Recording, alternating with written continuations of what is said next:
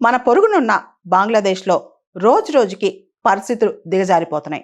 2 రోజుల క్రితం ఒక బంగ్లాదేశీ హిందూ దీపు చంద్రదాస్, అతను ఒక చిన్న వర్కర్ ఒక గార్మెంట్ ఫ్యాక్టరీలో, అతని పైన ఒక ఆరోపణ చేసి వేరే మతాన్ని దూషించాడని చెప్పి సాక్ష్యాధారం లేకుండా ఆరోపణ చేసి అతన్ని నిప్పంటించి కిరోసిన్ పోసి నిప్పంటించి అతి దారుణంగా చంపేశారనమాట.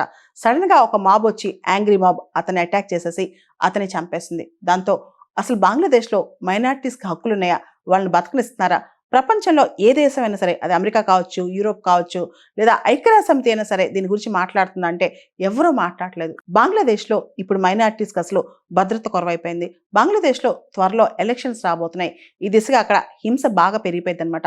మహమ్మద్ యూనిస్ ప్రభుత్వం ఏదైతే ఉందో స్ట్రాటజిక్ సైలెన్స్ మెయింటైన్ చేస్తుంది. ఈ మైనారిటీస్ పైన అటాక్స్ ఇవన్నీ ఒక పక్క బంగ్లాదేశ్లో లా అండ్ ఆర్డర్ మెయింటైన్ అవుతుందని చెప్తూనే మరో పక్క మైనారిటీస్ పైన విపరీతమైన అటాక్స్ జరుగుతున్నాయి అనమాట. ముఖ్యంగా హిందూ మైనారిటీస్ పైన బంగ్లాదేశ్లో అటాక్స్ బాగా పెరిగిపోయాయి.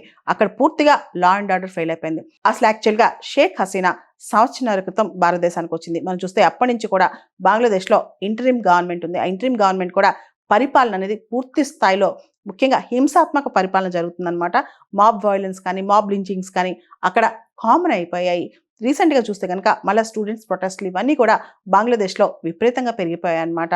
దాంతోపాటు బంగ్లాదేశ్లో ఎలక్షన్స్ వస్తున్న తరుణంలో చాలా మార్పులు బంగ్లాదేశ్లో చోటు చేసుకుంటున్నాయి. అయితే అంతర్జాతీయంగా మాత్రం దేశాలన్నీ కూడా ముఖ్యంగా పాశ్చాత్య దేశాలు ఇదంతా కూడా చూస్తూ ఉంటున్నాయి. కానీ ముఖ్యంగా హిందూస్ పైన జరుగుతున్న అటాక్స్ని చూస్తూ ఊరుకుంటున్నాయి కానీ గట్టిగా క్వశ్చన్ చేసే ప్రయత్నం మాత్రం చేయట్లేదు. బంగ్లాదేశ్లో గత సంవత్సరం ఆగస్టు నుంచి ఇప్పటి వరకు చూసుకుంటే కనుక మైనారిటీస్ మీద దాదాపు 2000 అటాక్స్ జరిగాయంట.